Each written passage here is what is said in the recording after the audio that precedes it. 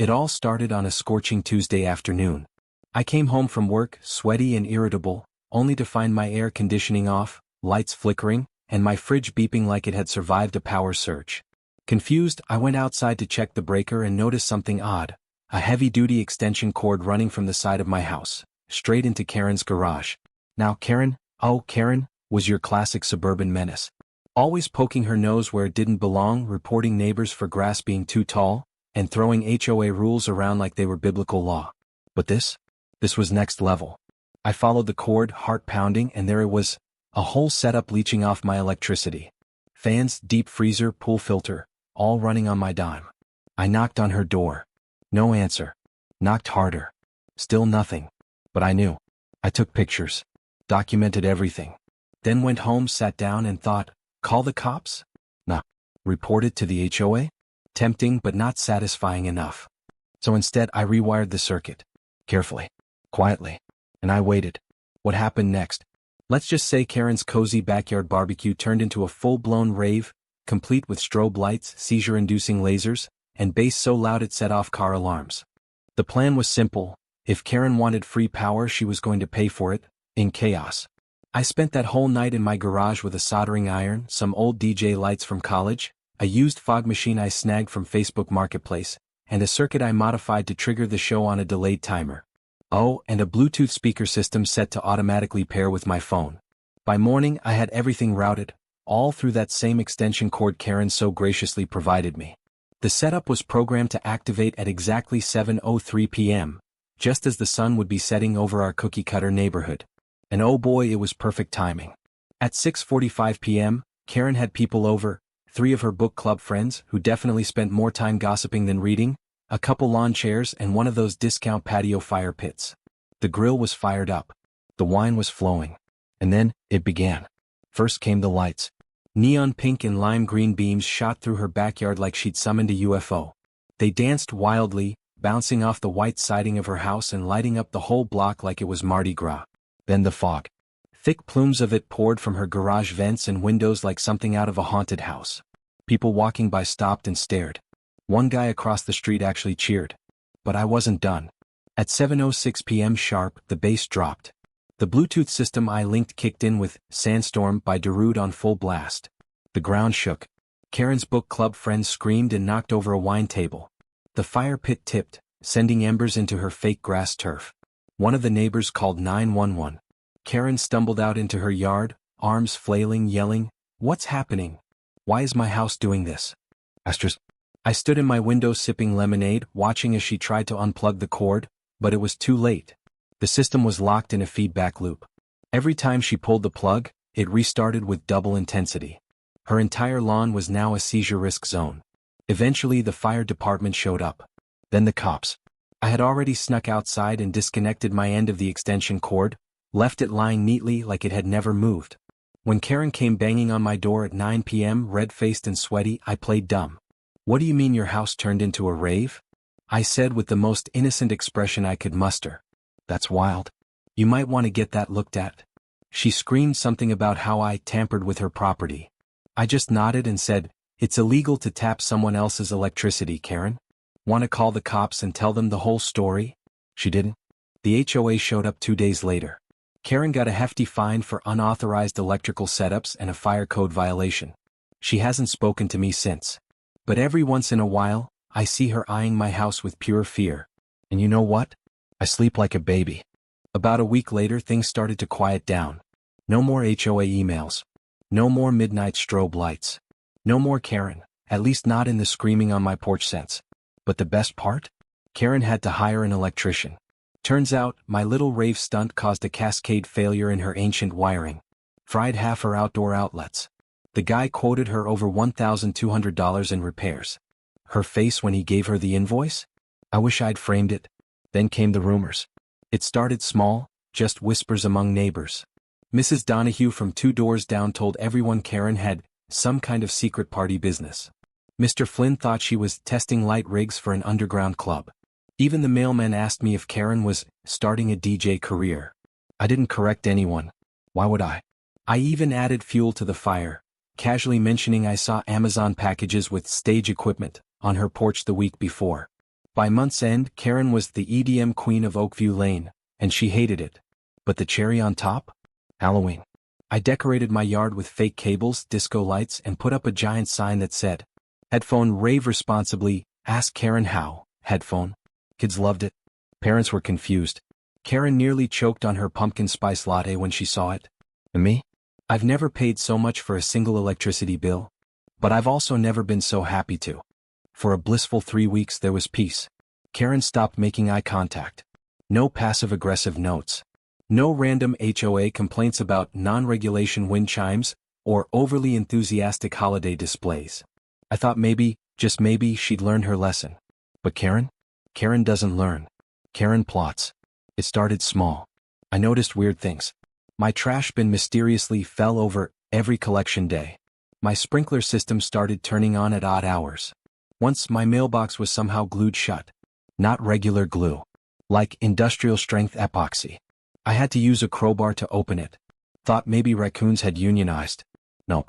This was Karen's subtle brand of warfare, passive-aggressive sabotage wrapped in plausible deniability. But then came the accidental complaint. One sunny afternoon I got a letter from the city. Someone had reported me for unauthorized solar installations and illegal electrical modifications. Hilarious because my setup was 100% legal and certified. But now I had to host a surprise inspection. The inspector, some poor guy named Todd, came by looking more confused than concerned. After a brief tour of my home, garage, and circuit box, which I made sure to label with laminated tags and safety warnings, he laughed. "This is probably the neatest wiring I've seen all month," he said, snapping a photo. "People usually have cords taped together with hope. But guess who was watching from her window with binoculars? Yup, Karen. She even came outside, pretending to water her flowers while casually shouting over, 'Everything okay over there? Hope your rave machine isn't acting up again.'" Todd blinked. Rave machine. I just smiled. All that? Long gone. I think Karen here still has PTSD from the bass drops. He snorted and left. But that little smile I gave her? That set her off. 2 nights later it happened. The great speaker war. At exactly 2:14 a.m., I woke up to what I thought was an earthquake. Nope. Just Karen facing her backyard toward my house with 4 massive concert speakers, blaring what I can only describe as bootleg polka remixes of 2000s dance hits. Think Cotton Eye Joe meets Skrillex. My windows rattled. My dog refused to come downstairs. The neighborhood lit up with porch lights like someone had summoned the HOA bat signal. I called the cops. When they showed up, Karen tried to claim it was therapeutic frequency healing for her begonias. The officers weren't buying it. She got a noise citation and a formal warning. But I wasn't going to leave it at that. No, it was time for phase 2. See, Karen worshipped the HOA like it was a sacred text. Always quoting Section 5, subparagraph A of the Lawn Uniformity Clause like she wrote it herself. So, I did the unthinkable. I ran for the board. Every HOA has those 3 types of people. The overzealous enforcer, Karen. The guy who just wants a pool. The wild card. I became the wild card. I campaigned hard. Printed flyers, shook hands, promised to look into that long-requested community dog park. And somehow, I won. Karen lost her mind. Now, every time she tried to lodge a complaint, I would smile and say, "I'll bring it up at the next meeting." Spoiler, it never came up. But I wasn't done. I proposed a new policy. All extension cords visible from the street must be decorative in nature or themed according to holiday regulations. Guess who had 2 bright orange cords running from her garage for her off-grid deep freezer and patio heater? Karen. Fine. She protested. I invoked her own past complaints as precedent. "We must uphold the standards of the community, Karen." She fumed. A month later, as the neighborhood settled into fall, I threw a power and peace barbecue. Everyone was invited. Except Karen. We had glow-in-the-dark cups, LED lawn games, and I even set up a bounce house. Right as the sun dipped below the horizon, I unveiled the piece de resistance, a giant inflatable version of Karen's house, complete with blinking LED rave lights. Everyone laughed. Karen, standing at her window with her arms crossed, was a silhouette of pure, silent fury. She finally snapped. Stormed out, screamed that I was harassing her and vowed to sue me. I politely handed her a laminated invitation to mediation. And then, in front of the whole block, I unplugged a fake extension cord connected to the inflatable Karen house, which caused it to slowly deflate while playing Sandstorm at low volume. The crowd lost it. Even Mrs. Donahue. Even Todd the inspector who showed up just for the ribs. Karen stomped off, disappeared into her real house and hasn't spoken a word since. That was 6 months ago. Karen's lawn is suspiciously overgrown now. No more binocular surveillance. No more passive-aggressive sabotage. Just silence. Rumor has it she's putting her house on the market. The listing describes the neighborhood as quiet and community-oriented. I can't wait to meet the new neighbors. And I've already got the welcome kit ready. A power strip. A laminated HOA guide. And a t-shirt that says, "Don't be a Karen, or you might get raved." It started with a for sale sign. No warning, no open house, just a sign staked into Karen's lawn like a flag of surrender. The neighborhood was buzzing.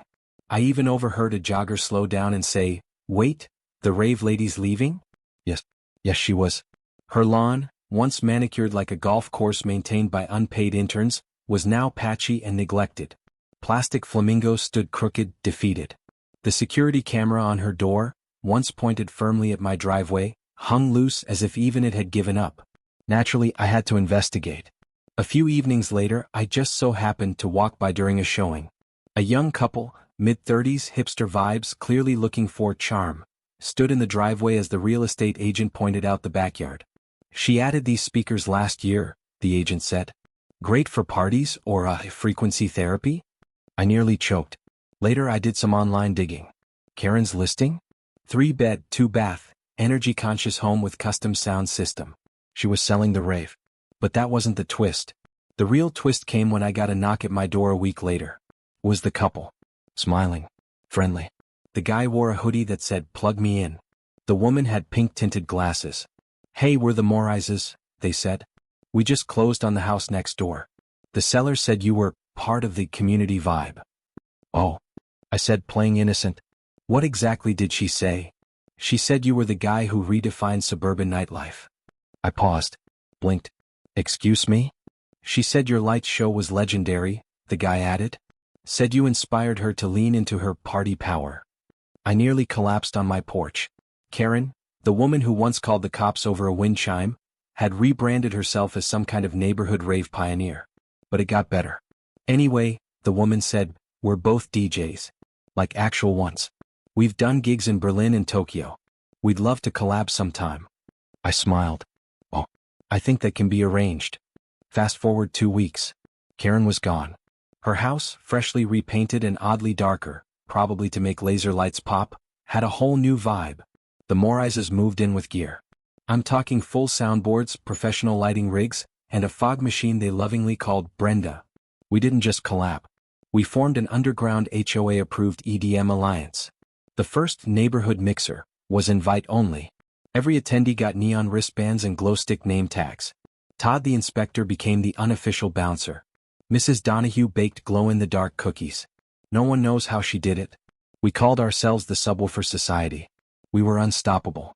We installed blackout curtains. Soundproofed the garage. Hooked up a silent disco system for after hours. The block transformed from peaceful suburb to lightly thumping with bass after 10 p.m. People loved it.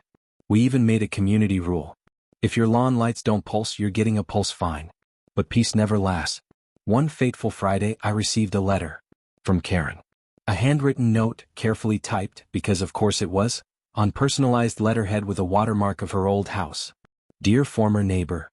I see you've decided to escalate your mockery by turning my former home into some sort of DJ compound. I do not appreciate being turned into a neighborhood legend without consent. I am currently pursuing legal consultation and will be reaching out to the HOA about noise policy violations. Please cease and desist any reference to rave-related incidents in future events. Also, someone has started selling shirts that say, 'I survived the Oakview rave. Please tell your Etsy friends to remove them. Sincerely, Karen M.' Naturally, we framed it. Hung it in the Morris entryway under a blacklight. It glows purple. We even added it to our Karen shrine, a small art installation made of burned-out extension cords, strobe light bulbs, and a 3D printed statue of her mailbox. Her attempt at legal retaliation fizzled. HOA laughed her out of the Zoom meeting. I made popcorn. The Etsy shirt seller doubled production. And the best part? The Morizes? They submitted a permit to build a community sound garden. It was approved unanimously. The vote tally was 6-0. Karen was the only no, but she doesn't live here anymore.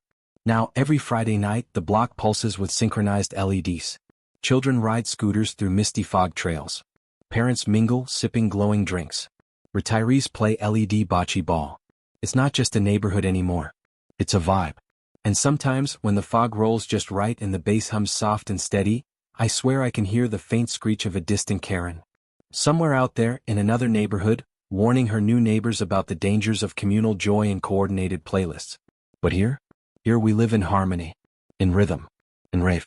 Karen's new neighborhood was called Whispering Cedars, which sounds like the kind of place where everyone says, good morning in lowercase. The HOA had rules printed in cursive font. Yards were measured by square inch. Flags could only be displayed on federal holidays, and even then only if they matched the approved color palette. Karen thought she had found her sanctuary. She moved in like a general occupying territory, security cameras installed before her boxes were even unpacked. Her mailbox had a motion sensor. Her doorbell rang with a default setting labeled authoritative chime. But what she didn't know, her next-door neighbor was a retired roadie named Buck. Buck had toured with metal bands in the 90s. Now he collected amps the way people collected stamps. His garage was more soundproof than most bank vaults. And every Tuesday at exactly 6:30 p.m., he did something unspeakable. He jammed.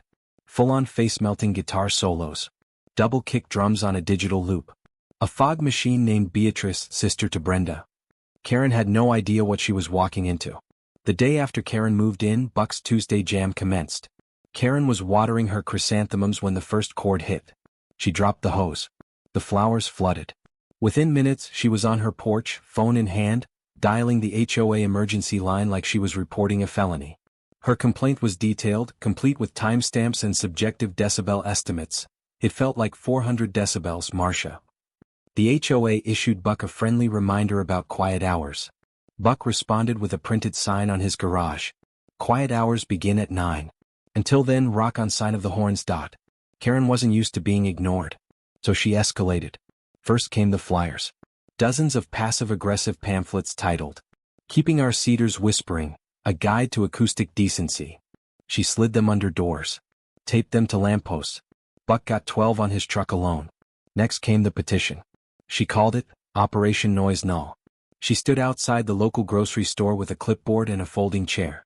Are you tired of being orally assaulted? She asked one man. He replied, Lady, I'm deaf. She made no progress. Then came the real twist, the teens.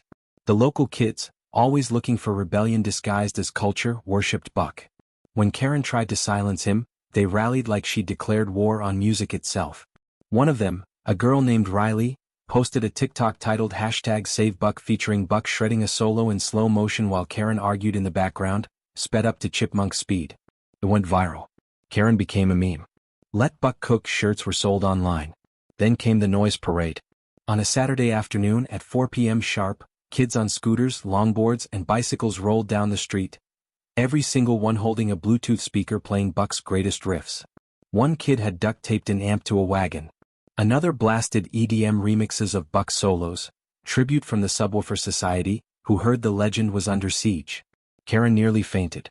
Beaten, mocked, memed, Karen hatched a new plan, infiltration. She created a fake persona. Online she became Harmony Sunridge, a carefree, music-loving retiree who just wanted to connect with the youth. She started commenting on forums. Made a Discord. She even bought a pair of pink LED headphones and posted selfies in a denim vest with a peace sign. She joined a forum called Amp Camp, where local musicians shared clips. Her plan was to befriend Buck under this disguise, earn his trust, and then sabotage from within. But things took a turn. Buck, warm-hearted and trusting, welcomed Harmony like family. He invited her to jam virtually. She faked her way through a keyboard solo using GarageBand loops. But the more she talked to Buck, the more she heard about me. About the legend of the Oakview Rave. The extension cord battles. The neon justice. And something snapped. One night, Karen stared at her reflection in the mirror. LED headphones on.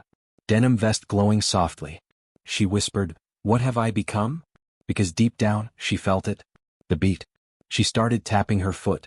Nodding. Remembering that brief, unexplainable thrill when her lawn erupted into rainbow madness. Was she enjoying it now? The next day she deleted the fake profile. packed her bags, and drove back to Oakview Lane. She didn't move back in, no. Someone else lived there now. Instead, she bought a house 3 blocks over. And on Friday night, she walked to the edge of the block, where lights blinked, fog machines puffed, and laser lights sliced through the mist like a promise. She stood at the edge of the lawn. I looked over, raised an eyebrow, and without a word, Karen raised a single glow stick. We cheered. The bass dropped. And just like that, Karen joined the rave. After her unexpected glow stick salute and unspoken truce with the Oakview rave, Karen didn't just become a participant, she became a believer. But Karen being Karen, she couldn't just join the movement. No, she had to regulate it. That's how the idea of the bass accord was born. Her pitch. A formal agreement to keep the rave organized, neighbor-friendly, and aesthetically pleasing. Most people thought it was a joke. But Karen showed up to the next Subwoofer Society meeting with a 3-ring binder titled Operation Harmonious Decibel Diplomacy. A living document. Inside were things like mandatory color palettes for themed events, laser height limits for plane safety and pigeons, approved fog density ranges, code of conduct for glow stick distribution, no flinging. Everyone laughed. Until someone said, actually, the pigeon claws might be smart. It happened slowly, subtly. One moment, Karen was just suggesting playlist curation. The next, she was being called the sound steward. No one even remembered voting her in. But she took it seriously. Installed a suggestion box on her fence, painted in LED reactive paint. Wore a sash during meetings made from old speaker wire. Started hosting raver manners classes for newcomers. She created neighborhood badges. Subwoofer scholar. Laser liaison. Fog machine first responder. To everyone's surprise, she was good at it. Events ran smoother. Noise complaints dropped. Someone installed a hydration station, Karen's idea. Even the city took notice and gave Oakview an official designation. Musical Notes Rhythmic Community of the Month, Musical Notes. A city employee called it a surprisingly organized display of suburban sonic expression. Karen laminated the article. Twice. One day, a familiar rumble shook the street, but not from our usual sound system. This was deeper, grungier, with just a hint of whammy pedal. Then we saw it. Buck. He'd driven in from Whispering Cedars in a van that looked like a Transformers reject, covered in stickers, light bars, and speakers mounted where side mirrors should be. Inside were 2 amps, Beatrice, his fog machine, and a gift basket labeled "From the Cedars with respect." Karen met him at the curb. The last time they'd spoken, she was trying to evict him with printed decibel charts. Now, she offered him a badge. Honorary headbanger of Oakview. He accepted it with a bow, then plugged in, and dropped a power cord so loud 3 porch lights blinked in unison, a toddler screamed, "WB, WB," and someone's sprinkler system activated. It was glorious. Later that night, under a canopy of glowing vines, thank you LED gardening, Karen raised a glass. "We're bigger than a neighborhood," she said. "We're a movement." Someone yelled, "Start a city?" She laughed. But the idea stuck. The next morning, an email was sent out titled, Proposal, the Decibel Federation, a Council of Rhythmic Communities. The idea, unite like-minded neighborhoods across the city. Share gear. Swap DJs. Host citywide silent disco parades. Normalize the beat. Within a week, Whispering Cedars joined, Buck vouched for us. Basswood Hills applied, with a PowerPoint titled, Why We Deserve to Drop It. Even the downtown Loft District sent a representative wearing LED loafers. Karen led the charge, of course. Her binder had grown into a cloud-based archive called the Rave Code. A local tech bro helped her build a scheduling app called Bassline for planning events. It had tabs for fog density, BPM tracking, and suggested food trucks. The world was catching up. But just when things were thriving, the rumors began. A group known only as the Silent Syndicate had begun lobbying for acoustic preservation zones. They were anti-rave, anti-laser, anti-bass. Their leader?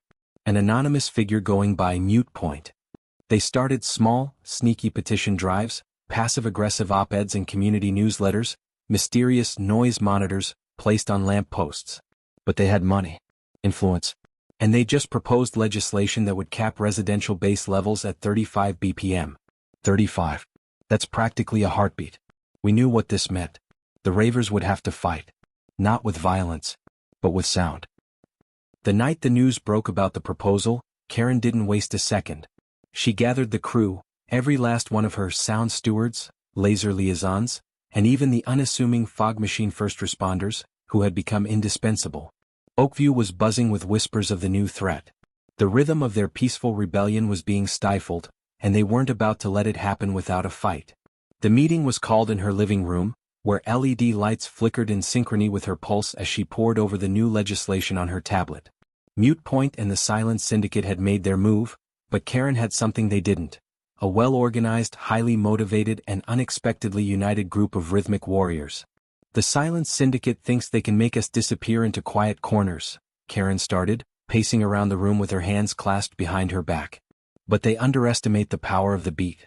We've proven that sound doesn't just fill a room, it fills a soul. And we're not backing down. She looked at the faces around her. Buck, still with that familiar air of rebellion, had a sneer on his face as he cracked open a cold drink. They want us to be silent, huh? He grinned. Well, they haven't heard what happens when you turn a subwoofer into a protest. Exactly, Karen said, pointing at him. We've got the sound, the passion, and the people. This isn't about volume, this is about rhythm, about freedom. We can make our presence known with purpose. She paused, letting the weight of her words sink in. Everyone was silent, nodding along, understanding the gravity of what was to come. The plan came together over the next 48 hours in a flurry of late-night brainstorming sessions. Karen called it the Counterbeat Campaign, a strategic, citywide operation designed not only to challenge the proposed legislation but to send a message to Mute Point: you can't silence us. The first step was simple: defiance through frequency. The Ravers would host an event, one that couldn't be ignored. No more small gatherings or underground clubs. They were going to make the streets of Oakview pulse with a bassline so powerful it could be felt in every neighborhood, every corner of the city. They called it the Bassline Uprising. The idea was to set up speakers across multiple districts, not just Oakview but also Whispering Cedars, Basswood Hills, and even downtown. Each speaker would play a single steady bass pulse, syncing with the rhythm of a massive collective heart. But it wasn't just about the noise, it was about the unity.